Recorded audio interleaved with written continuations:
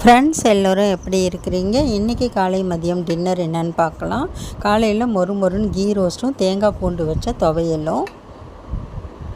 மதிய சாப்பாடு சுட சுட சாதம். இன்றைக்கி வாவல் மீன் குழம்பு.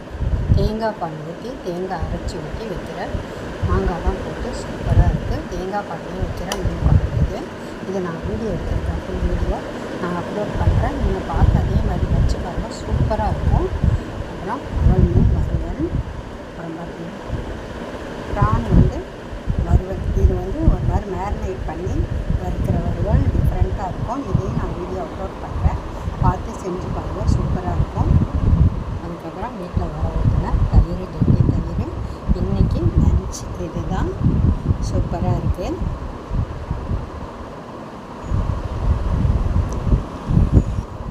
நைட்டு டின்னருக்கு பார்த்தீங்கன்னா பரோட்டா சால்னா ஹோட்டலில் வாங்கியாச்சு. இன்றைக்கி சாப்பாடு பார்த்தாச்சு. நாளைக்கு